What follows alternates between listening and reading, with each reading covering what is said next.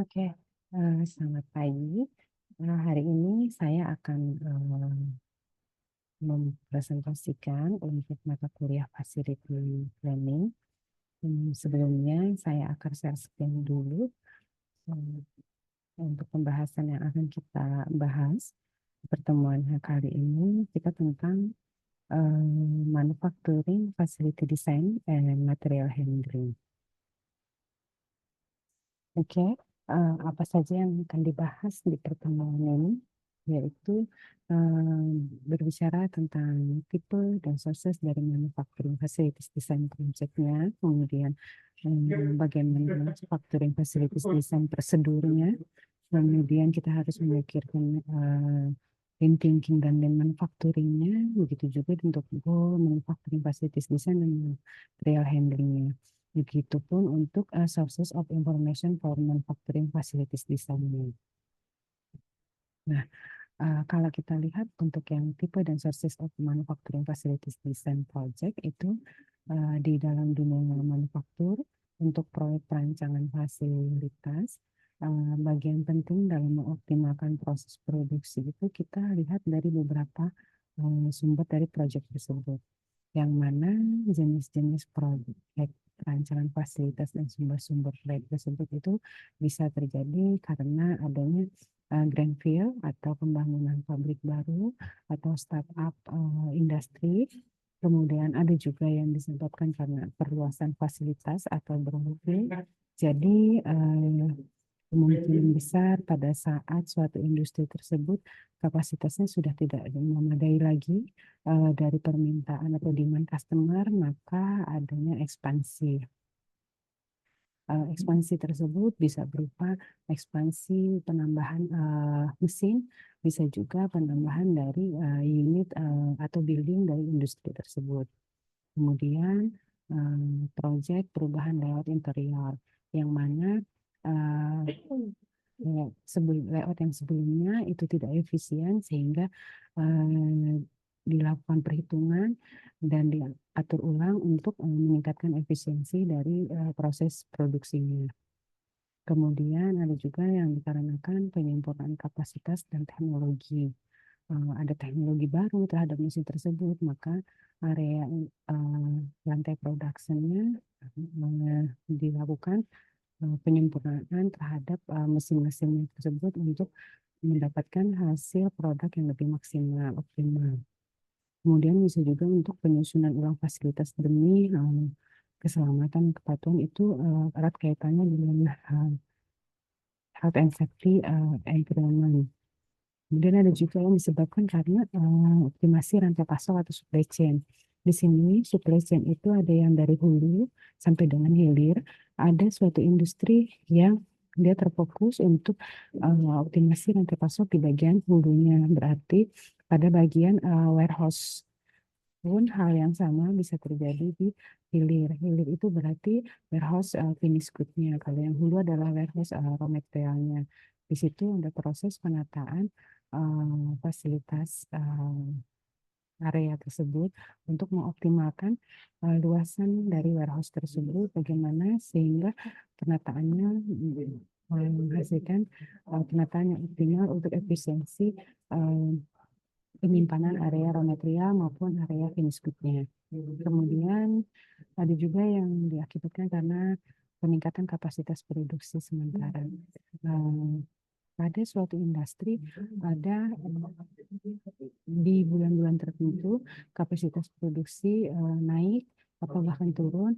Nah, di situ adalah bagaimana kita mendesain facility desainnya di lantai produksi agar demand dari customer tetap bisa terpenuhi jika permintaan bertambah. Kemudian penambahan fasilitas untuk produk baru itu erat kaitannya dengan perluasan fasilitas, adanya ekspansi. Terus rekonstruksi operasi fasilitas, misalkan ada mesin-mesin yang tidak bisa lagi digunakan karena berhubungan dengan teknologi yang sudah tidak mumpuni, kemudian diganti dengan mesin yang baru, maka disitulah ada restrukturisasi operasi fasilitasnya. Kemudian optimasi energi dan lingkungan itu erat dengan kaitannya dengan energi yang digunakan untuk proses produksinya itu seperti apa, dioptimalkan seperti apa, sehingga akan mempengaruhi proses perancangan desain facility-nya. Oke, jika kita lihat visualisasi dari masing-masing penjelasan yang saya jelaskan tadi, ini adalah untuk greenfield-nya, kemudian ini untuk brownfield, dan ini ada perubahan lewat interior, jadi interior yang sebelumnya di layout, kemudian ini ada penyempurnaan kapasitas dan teknologi, ini yang berhubung dengan health and safety, ini supply chain. Nah, tadi saya jelaskan supply chain itu dari hulu ke hilir, untuk dari hulu itu raw material, sehingga dari pembelian raw material, keeping raw material, kemudian melakukan proses production, proses produksi, kemudian menjadi bahan finished good, dan itu di keeping di warehouse finished good.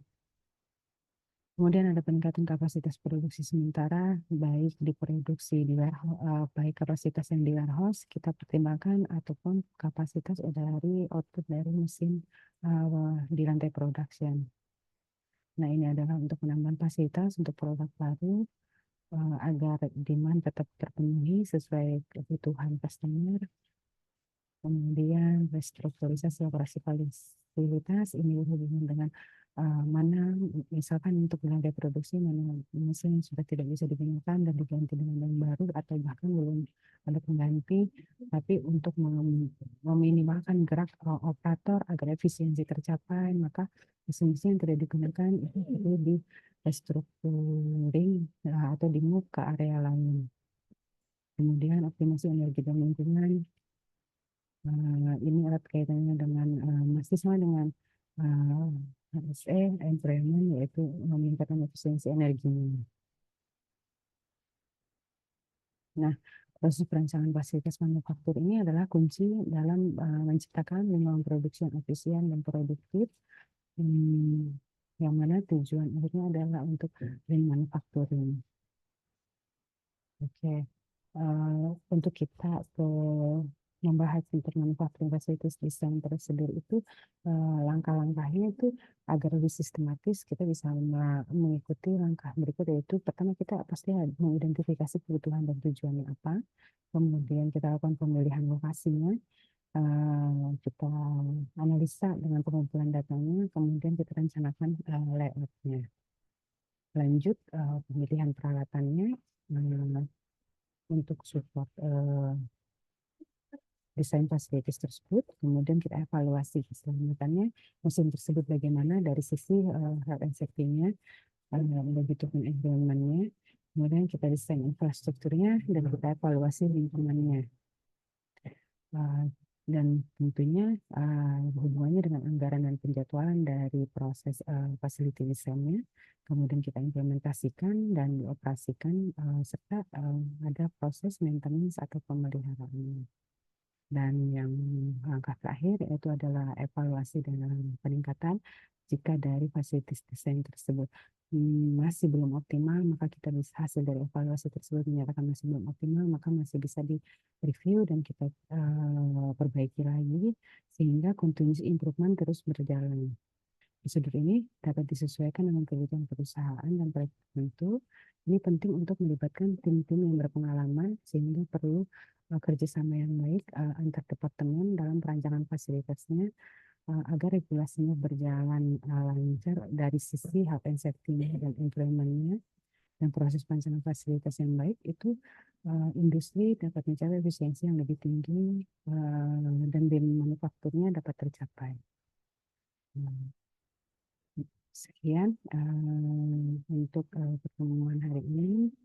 Selamat sore.